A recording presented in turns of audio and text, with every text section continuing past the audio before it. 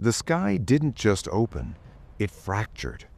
When the prophet Ezekiel stood by the Chebar River, he didn't see a peaceful vision of a distant heaven. He saw a whirlwind of fire screaming out of the north, a storm of amber and burning metal, so intense it defied human physics. And inside that fire were four things. Not men, not animals, not even the angels you've seen in stained glass. Four terrifying, multi-faced titans that serve as the literal biological engine of God's throne. They have the face of a man, the ferocity of a lion, the strength of an ox, and the piercing gaze of an eagle. They are covered in eyes, thousands of them, even under their wings. They never sleep, they never stop moving, and they are holding up something so heavy and so holy that their very presence causes the foundations of the universe to vibrate. But here is the mystery. Why does the creator of the universe need a security detail? And what is the secret hidden in the fifth face that Ezekiel was too terrified to describe? Imagine a creature that doesn't need to turn around to see you, because no matter which way it moves, one of its four faces is always watching. The Zoa, the living creatures. The ancient texts describe them not as individuals, but as a collective machine of worship. Each one has four wings, two to fly and two to cover their bodies. Why? Because the glory radiating from the throne is so violent, even these apex beings must shield themselves. When they move, it sounds like the roar of the ocean, a deafening rhythmic thunder. But look closer at the clues. The lion, the ox, the man, the eagle. These aren't random choices. Ancient scholars believe these four faces represent the four pillars of the physical world: the wild, the domestic, the intelligent, and the celestial. They are the representatives of all life, locked in a permanent state of high alert guardianship. But here's where the puzzle gets chilling. Ezekiel noticed that they moved like flashes of lightning. They don't travel through space. They are already everywhere at once. But if they are the ultimate guardians, who are they guarding the throne from? Is it us, or is it something else that tried to break into the throne room before time began? Breathe in. The air near these creatures smells like ozone and burning incense. It's hot, a dry electric heat that makes the hair on your arms stand up.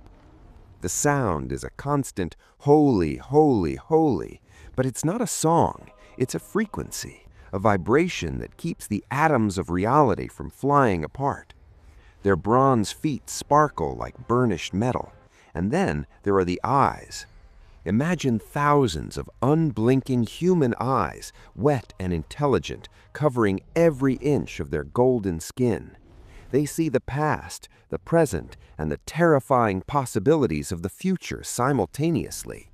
They aren't just watching God, they are watching everything, including you.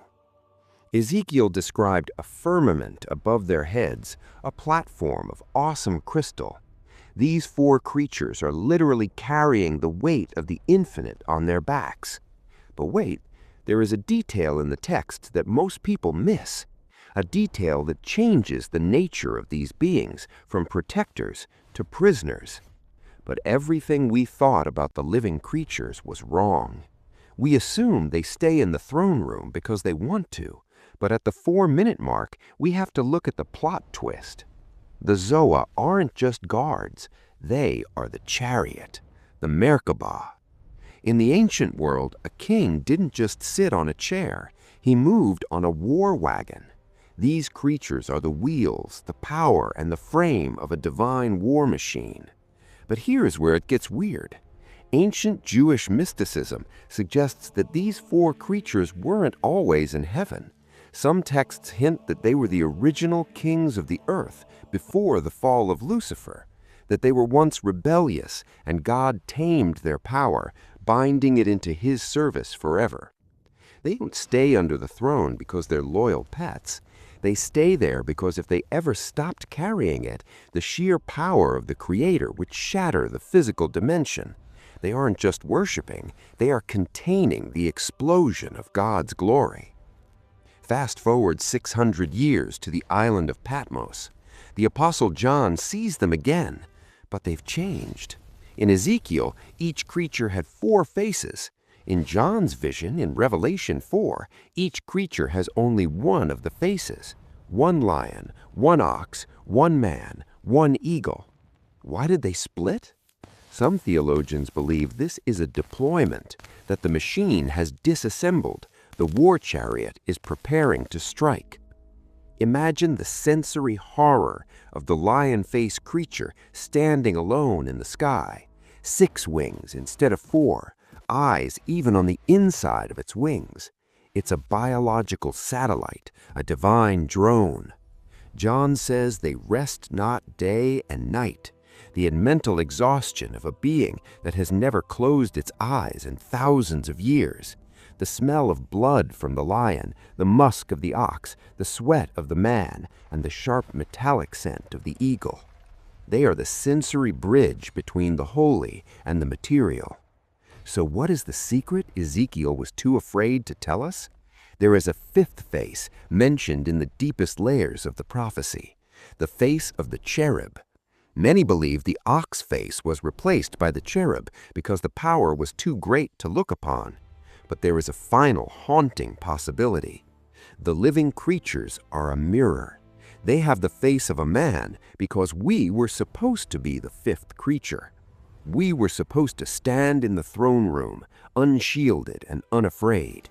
Instead, we were cast out, and these 4 titans were moved in to fill the void we left behind. They are the placeholders for a lost humanity. One day, the chariot will stop, the wheels will cease their spinning, and the eyes will finally close. But until that day, they remain hidden in the light, shaking the heavens with their cry, holding back the fire, and watching every single thing we do.